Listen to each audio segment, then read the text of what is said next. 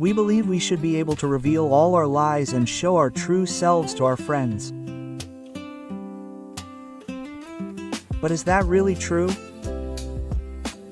Do we really have to tell our friends everything to maintain a good relationship?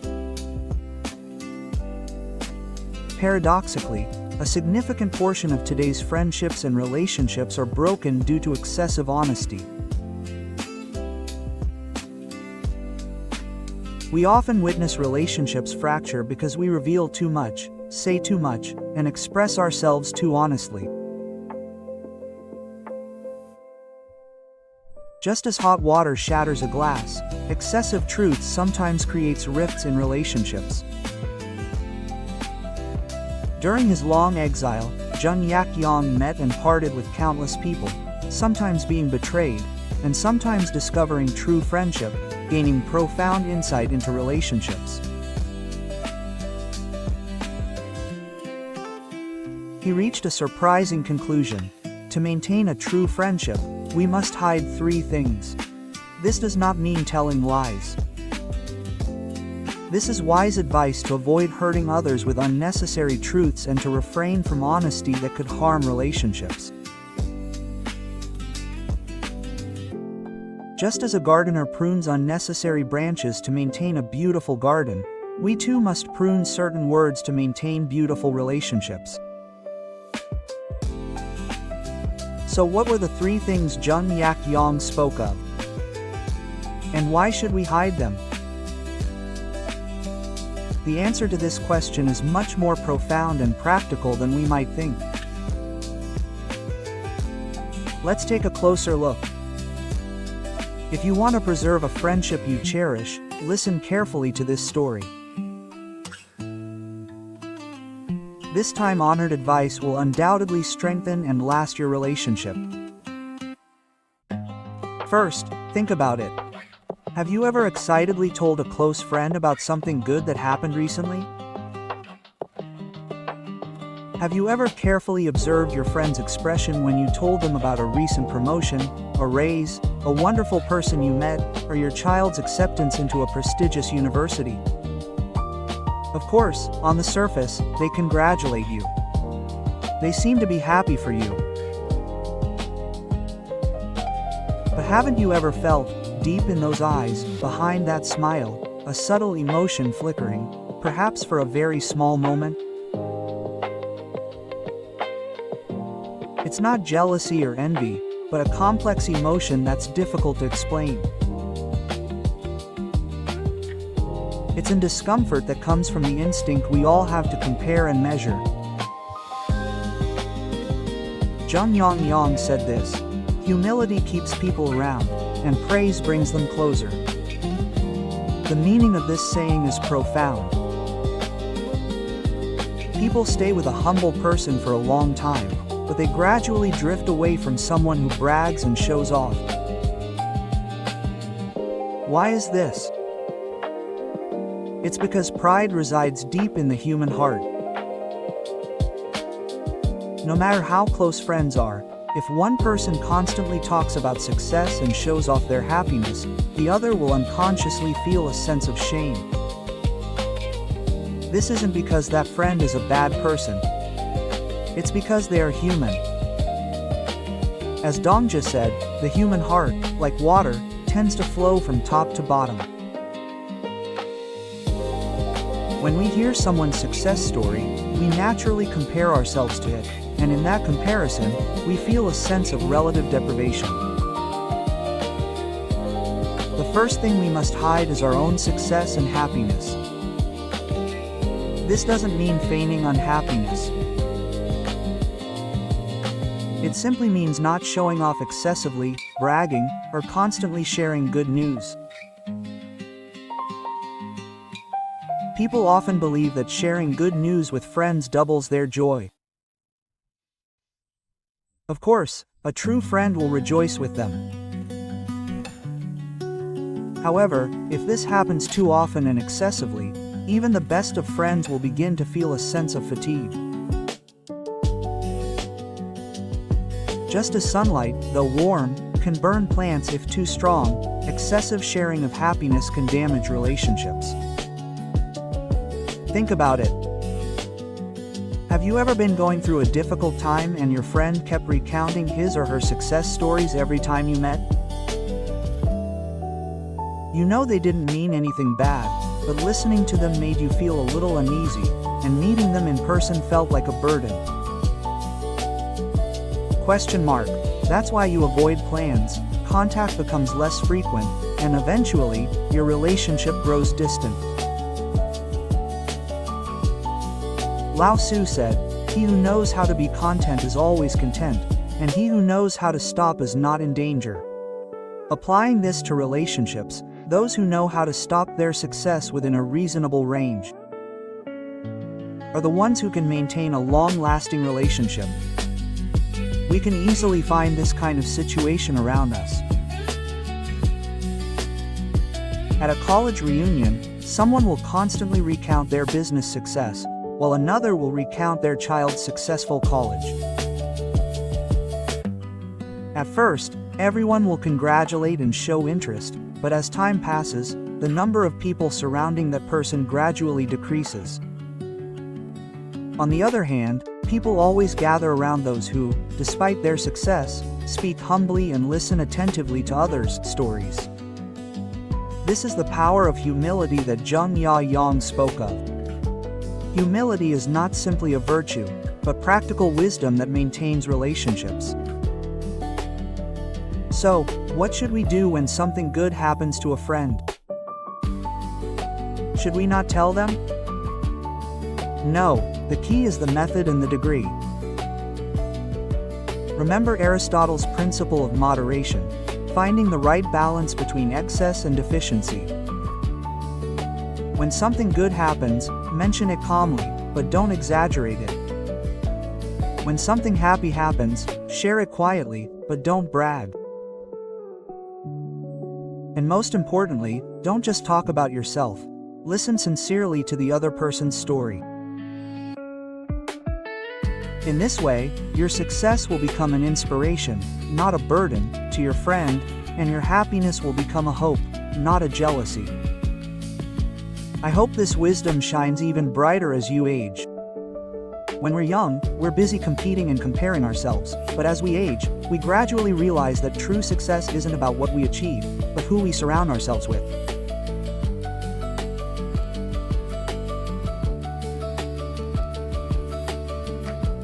And to keep someone by our side for a long time, humility and self-restraint are necessary. Among the 84 teachings of the Buddha's teachings, the most important thing he emphasized was letting go of attachments. The obsession with success, the desire for recognition, the urge to show off. Only when we let go of all these things can true peace be found. And within that peace, friendships deepen. Think about it. What kind of friend do you feel most comfortable with? It's probably someone who doesn't show off, who feels comfortable around you, and with whom conversation flows naturally. To become that kind of person, you must first learn to appropriately hide your success. This isn't hypocrisy. It's genuine love that considers the other person. As Tolstoy said, true love is sacrificing yourself for the other person. Holding back your own bragging is a small sacrifice, and it's what sustains a relationship. Before moving on to the second point, pause and ask yourself, what have you bragged about to a friend recently? Was it truly necessary conversation, or was it simply a desire for recognition? If the latter, practice being a little more thoughtful in your speech. Think twice before speaking, and imagine how it would feel to hear from the other person's perspective. These small efforts will add up and make you someone people want to be around. Now, let's talk about the second thing to keep hidden.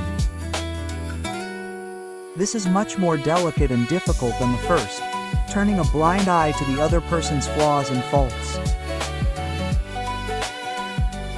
We're often taught that a true friend should point out their faults. We believe that reciprocity is an expression of love, and that offering criticism is true friendship. Of course, this isn't entirely wrong. But the problem lies in the method, timing, and attitude. Most of the time, we point out the other person's shortcomings too directly, too quickly, and too frequently. And we justify it, believing it's for the other person's benefit. Jeong Yak-yong said this: "When pointing out a fault, you have to be as careful as if you were confessing your own mistakes." Think about this sentence carefully. Quote, "What wisdom!" When pointing out another person's faults, you have to be humble and careful, as if you were confessing your own. This is because everyone has pride, and pride can be as easily broken as glass. No matter how well-intentioned a word is, if the other person isn't ready to accept it, it becomes an attack, not advice. It becomes an insult, not criticism. And once a heart is hurt, it's not easily healed. Confucius taught his disciples the following principles for teaching people. Speaking before the right time is impatience, not speaking when the time is right is concealment, and speaking without observing the other person's expression is blindness. Avoiding these three is the key to true teaching. This principle also applies to friendships. Pointing out someone's faults when they're not ready to listen is not helpful, but harmful. It doesn't improve relationships, it destroys them. Think about it. If you're exhausted from a hard day and a friend starts to criticize you by listing your shortcomings, how would you feel?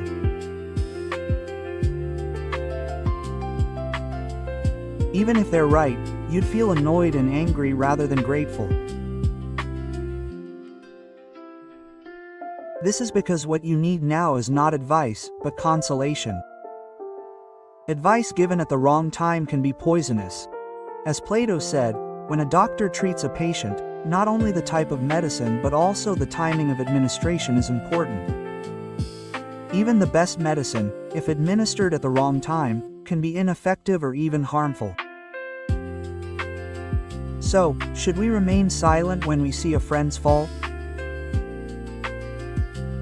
No, we must understand precisely what Jeong Yak-yong meant by hidden.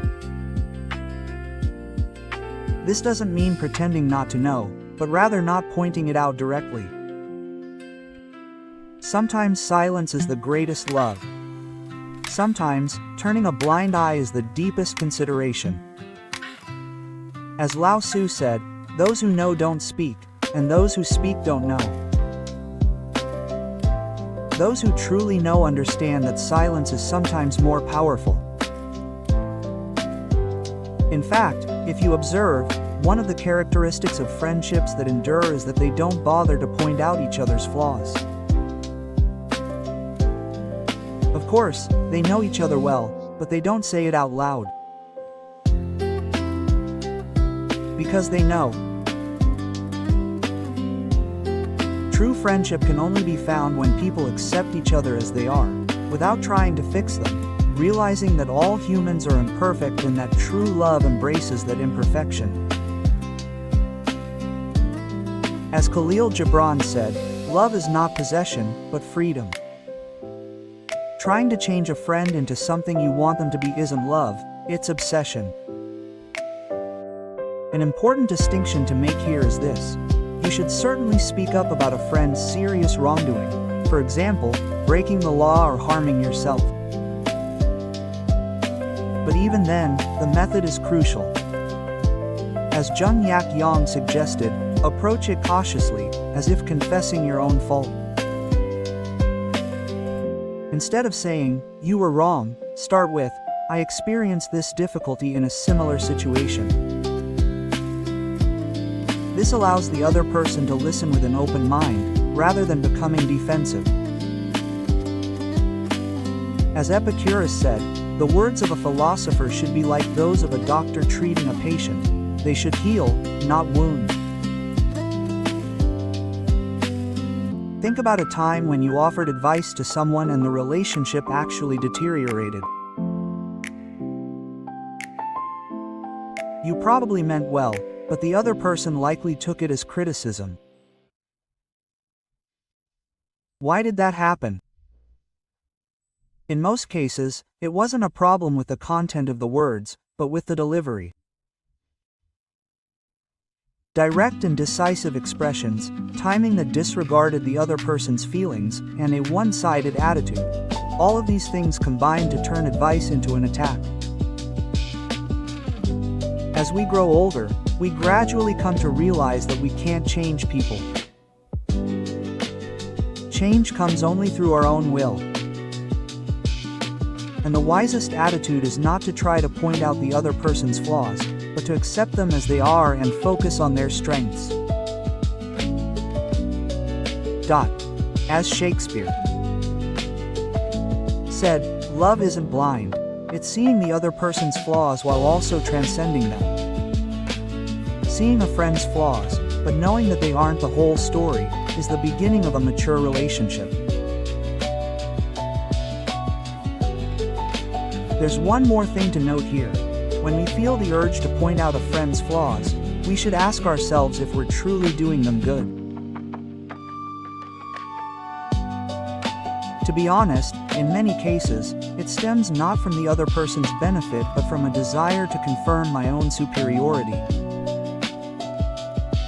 It's a desire to prove that I know better and am right. This is often disguised as advice. As Nietzsche said, people often justify their will to power in the name of morality. The same goes for advice. You have to distinguish whether it's truly for the other person's benefit or to bolster your own pride. So, the key to the second thing to keep hidden is this.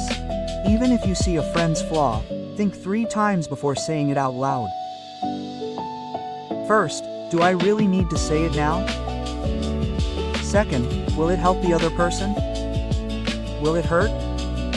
Third, what will happen if I don't say it?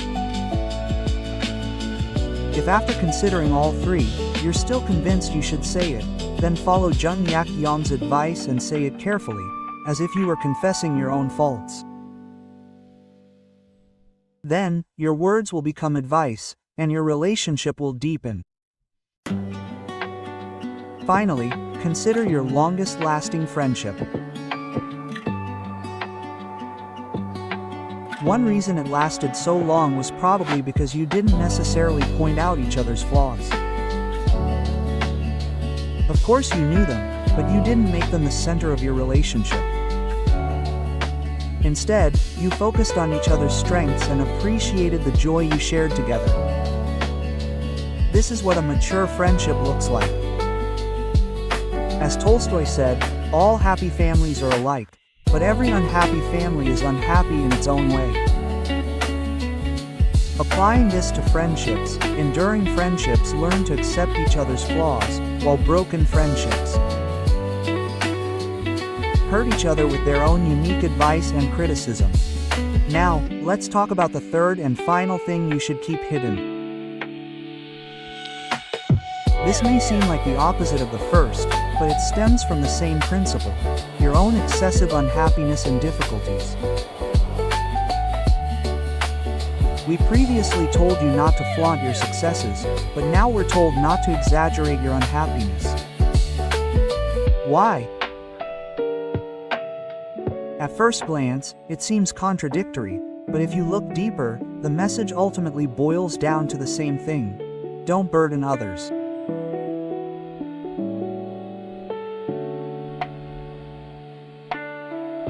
Jeong Yak-yong said, "Think about the meaning of people who exaggerate without substance.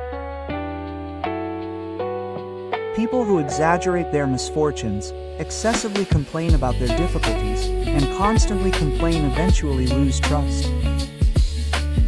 At first, people sympathize and offer comfort. But if this continues, they gradually become tired and eventually avoid that person. This is because being with that person drains your energy. It's like pouring water into a leaky bucket, and no matter how much you comfort them, it feels endless.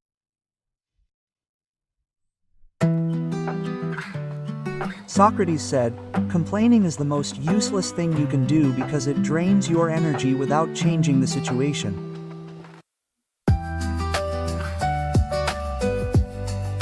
Applying this to relationships, constant complaining drains not only your energy but also that of your friend. Of course, it's natural and necessary to confide in a friend and receive comfort when you're having difficulties. However, it shouldn't become a habit. If you only talk negatively every time you meet, it's not friendship, but one-sided dependence. Think about that person around you who's always complaining. Every time you see them, they mention poor health, financial difficulties, or family problems. At first, you feel sorry for them and want to help them. But as time goes by, you start to feel burdened when you meet them. This is because you feel depressed and drained of energy after meeting them. This isn't because you're cold-hearted. It's a natural human psychological reaction. As Epicurus said, humans have a natural tendency to seek pleasure and avoid pain. When someone continually transmits negative energy, we instinctively avoid them. It's important to distinguish a crucial distinction here. There's a difference between sharing genuine struggles and habitually complaining. The former is honesty and a sign of trust, while the latter is an energy vampire. What's the difference? Frequency and attitude. It's natural and healthy to confide in a friend when something truly difficult happens. But if every time you meet, you bring a new set of misfortunes and simply complain without any intention of resolution, it's a relationship-destroying act.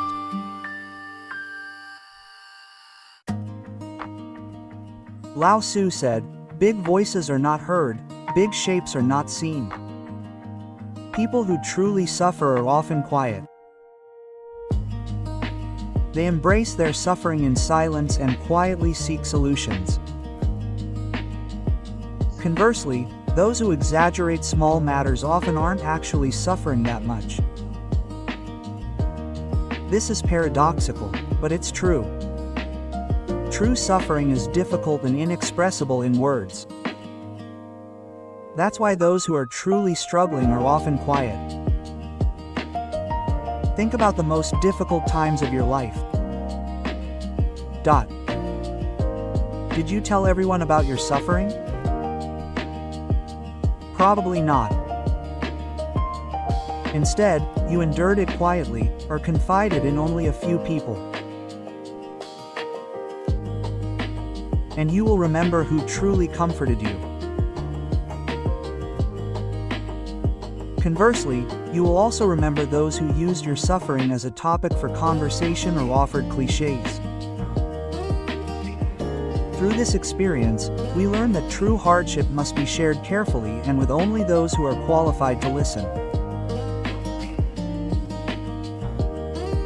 So how should we share hardship? Let's return to Jeong Yak-yong's advice: don't exaggerate without substance. The point is to speak matter-of-factly, without exaggeration or emotional appeal. And most importantly, instead of just complaining, share how you're trying to resolve the issue. This way, your friend will see you as someone to respect, not someone to pity. They'll find courage in seeing you push forward without giving up even in the face of adversity. Through the Four Noble Truths, Buddha explained the essence of life: suffering exists. Suffering has a cause. Suffering can be eradicated. And there is a way to eradicate suffering. Applying this teaching to friendships means sharing your suffering, but not dwelling on it. Instead, share the effort to find a solution. This way, conversations become a process of problem solving, not complaining. Your friend will experience shared growth, not energy drain. In fact, if you observe, the people most respect are those who persevere through adversity without complaining. They don't flaunt their suffering. Yet, in their silence, a greater strength is felt. On the other hand, people who make a fuss over trivial matters and constantly seek sympathy gradually lose trust. As Seneca said, true courage is not the absence of suffering, but maintaining grace in the midst of it. Another important point here is that exaggerating one's own misfortunes sometimes subtly becomes a competition with others. A competition of misfortunes to see who has it harder. This is a very unhealthy and destructive pattern. An attitude like, "I'm having this much trouble, so how can you say that's hard too?" doesn't evoke empathy. Instead, it creates a sense of rejection. As Confucius said, don't compare yourself to others, but compare yourself yesterday to today. This principle also applies to suffering. Instead of comparing others' suffering to your own, we should acknowledge and respect each other's suffering as it is. As we age, we gradually come to realize that life is difficult for everyone. People who endure without complaint, recognizing that the only difference is the nature of the hardship, and how they deal with it determines their character. People who find something to be grateful for even in hardship. People who don't pass their suffering on to others. These people are ultimately respected and maintain good, long-lasting relationships. As Marcus Aurelius said, we can't control external circumstances, but we can control our attitude toward them. Think about the adult you most admire. He or she likely experienced many hardships, but he or she didn't talk about them. Instead, he or she grew through them and gained deeper wisdom. And he or she shared his or her experiences only when necessary, and only with the right people. This is the image of a mature adult. To become such a person, you must know how to appropriately hide your own unhappiness. So, let's summarize. The third thing to hide is your excessive unhappiness and complaints. This doesn't mean hiding your difficulties, but rather not exaggerating them or becoming dependent on others. When you're truly struggling, of course you should confide in your friends. But don't make it a habit. Don't present yourself with a new set of unhappiness every time you meet. Instead, try to find the positive side of difficulties, strive for solutions, and sometimes even learn to endure suffering in silence. Now, let's examine the common principles that run through these three. First, hide your successes. Second, ignore the other person's shortcomings. Third, don't exaggerate your unhappiness. At first glance, these pieces of advice may seem contradictory, but they actually stem from the same principle: be considerate of the other person. Not flaunting your successes is a way to avoid making the other person feel inadequate. Not pointing out the other person's shortcomings is a way to protect their self-esteem. Not exaggerating one's own misfortune is to avoid burdening others. It was this spirit of consideration that Jeong Yak-yong emphasized throughout his life.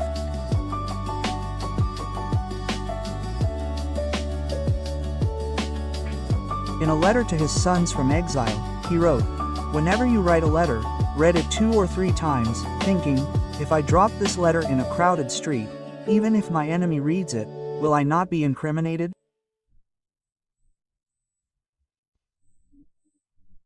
Think deeply about this. Words and writing, once spoken, cannot be taken back.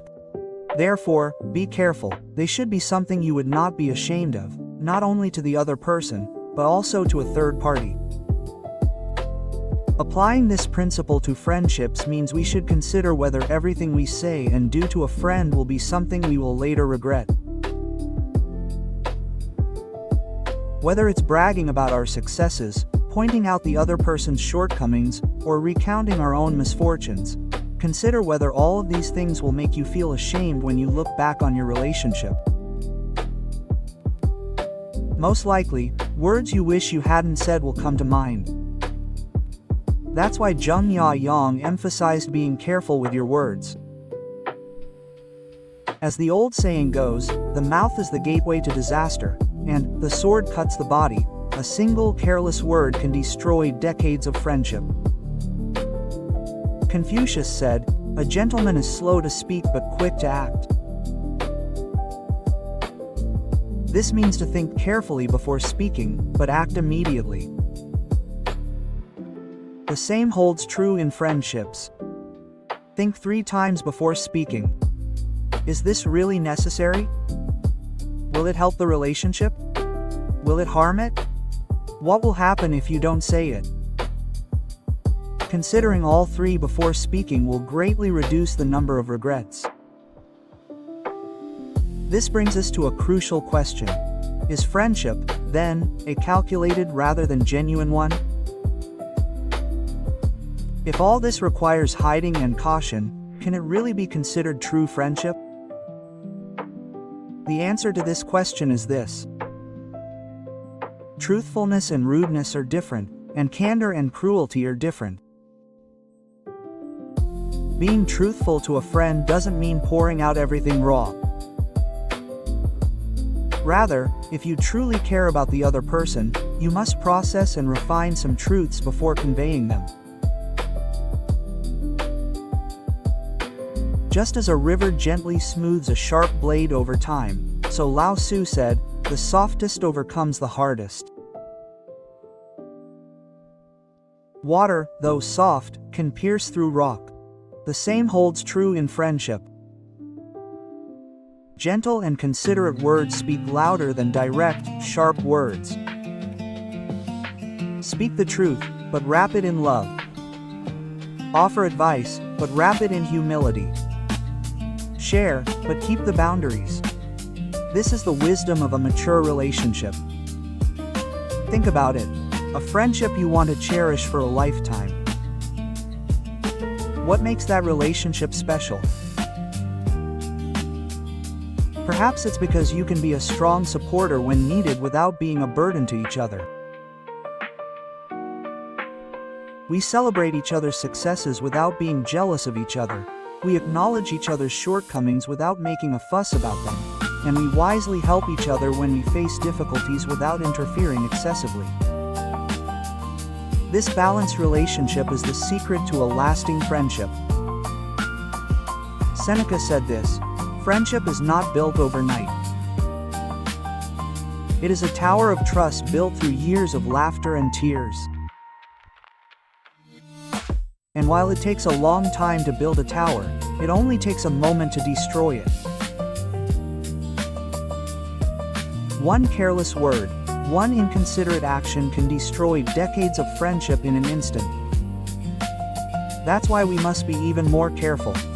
We should not treat each other carelessly just because we are friends, but rather treat them with even greater care because they are precious. Aristotle classified friendship into 3 types: friendship for profit, friendship for pleasure, and friendship for virtue. He said the first and second are temporary, but the third is eternal. What is friendship for virtue? It's a relationship where we respect each other's individuality, grow together, and sincerely wish for each other's happiness. Maintaining this kind of friendship requires the three hidden wisdoms Jeong Yak-yong spoke of: protecting the other person's pride, avoiding burdens, and maintaining a balanced relationship. Think about it. When you grow older and reflect on your life, who will remain by your side? It will likely be people you feel comfortable with, accepting each other as they are, and connecting with each other without needing to say anything. To cultivate this kind of relationship, we must practice now. We must develop the habit of thinking before speaking, considering before acting, and always considering the other person's perspective. Confucius called this shu shu, meaning to consider others' feelings, understanding others' feelings through your own. Do not say to others what you would not want to hear, and treat them as you would want to be treated. This golden rule remains valid even after thousands of years. The same holds true in friendships. If you don't want your successes bragged about, don't brag about them to others. If you don't want your shortcomings pointed out, don't point out others. If you're tired of hearing complaints, don't complain to others. Following these simple principles will naturally improve your relationships. Because everyone ultimately wants the same thing: to be respected, understood, and accepted. A good friend is someone who can provide these things. And to become such a friend, you need the three hidden wisdoms of Jeong Yak-yong.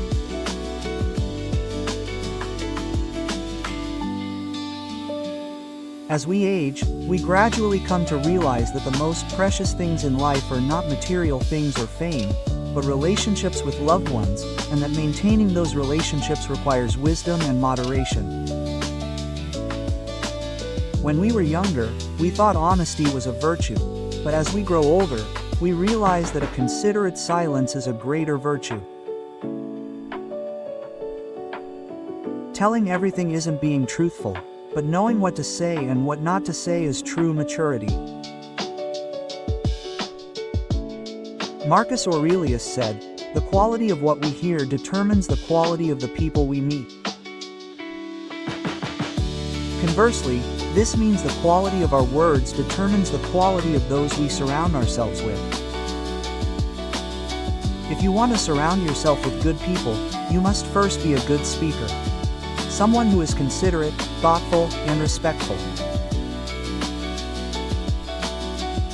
Good people naturally gather around such people. Think of the kind of friend you want to have. Someone who doesn't brag but is sufficiently successful. Someone who doesn't offer advice but is wise. Someone who doesn't complain but is sometimes challenged. Someone who isn't perfect but is sincere. Someone who isn't flashy but is genuine. If you want to meet such friends, you must first become such a friend yourself. Like the law of mirrors, we meet people who are who they truly are. Plato said, "Like attracts like." Humble people find humble friends, and considerate people find considerate friends. Conversely, boastful people attract envious people, and complainers attract negative people. Therefore, if you want to make good friends, you must first begin by becoming a good friend. Now, let's summarize. Jeong Yak-yong's three wisdoms of concealment aren't about telling lies. Rather, they are the art of consideration for becoming a true friend. Hiding one's own successes is humility, ignoring the other person's shortcomings is respect, and not exaggerating one's own misfortunes is pride. These three things come together to create a mature friendship. Lao Tzu said, "He who knows the Tao never speaks, and he who speaks does not know." This means that those who truly know do not try to explain everything in words. Sometimes silence is the most eloquent, and concealment is the most honest. The same holds true in friendships. Telling everything isn't honesty, but knowing what to say and what not to say is true wisdom. Think about it.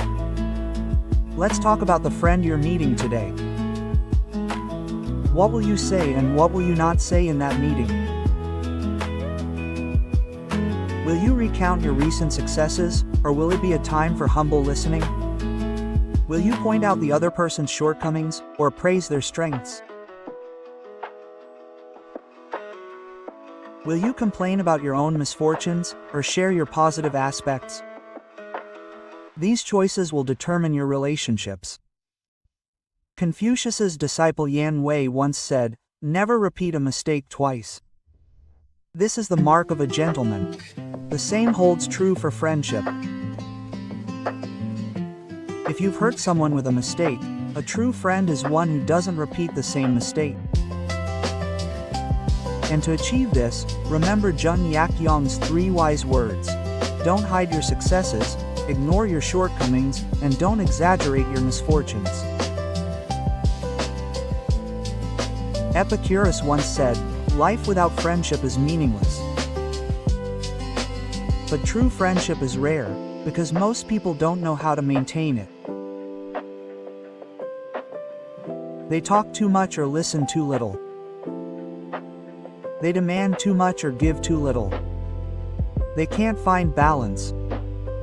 But if we follow Jeong Yak-yong's wisdom, we can find that balance. Think about hiding and revealing appropriately, always being considerate of the other person. Imagine the last moments of your life. Who will be by your side then? Perhaps a few lifelong friends. Looking back on your friendships, what will you feel? Will you regret it? Will you be grateful? The answer depends on how you approach your relationships now. From now on, remember 3 things. Don't hide your successes, ignore your shortcomings, and don't exaggerate your misfortunes. This is the secret to maintaining friendship. Socrates said, "The unexamined life is not worth living." Applying this to relationships, it means that a friendship that isn't examined cannot deepen. Stop and think sometimes, what kind of person am I in this relationship? How do my words and actions affect my friend?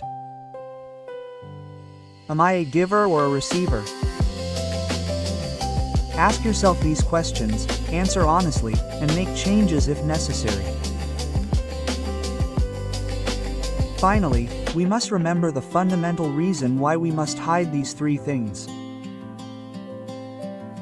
This is not simply a technique for maintaining relationships.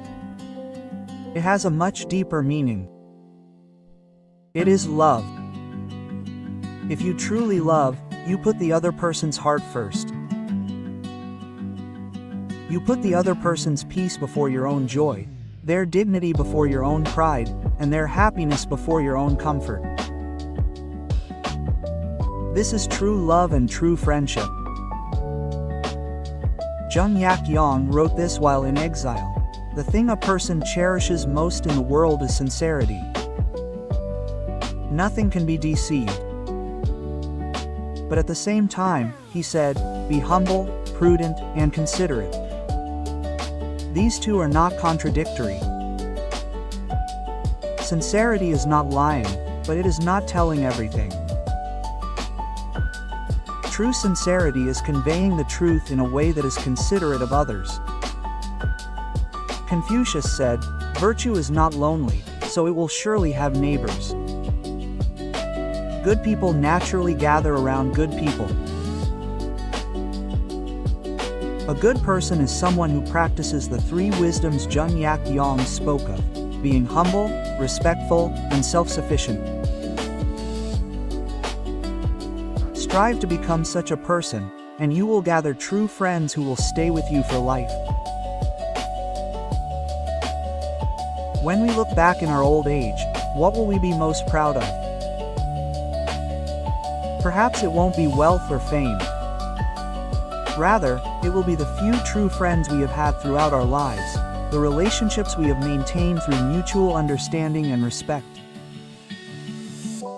And we will realize that those relationships were possible thanks to Jeong Yak-yong's 3 wisdoms.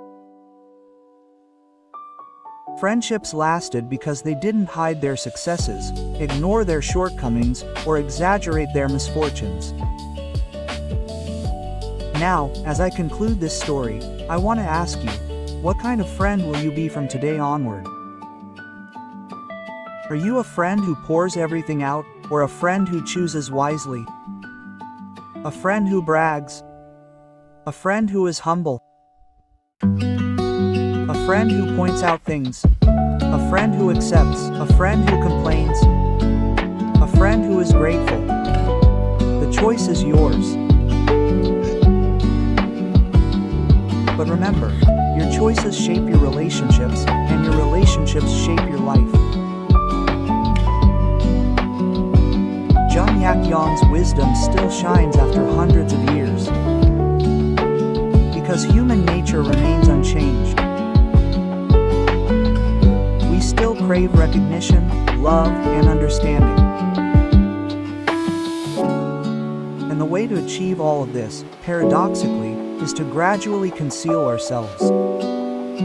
Not hiding our successes, not ignoring our shortcomings, and not exaggerating our misfortunes. This is the secret of true friendship. That's all for today's story. If you found this video helpful, please subscribe and like, and share it with those around you who are important to you. I hope you stay healthy and happy today. Thank you.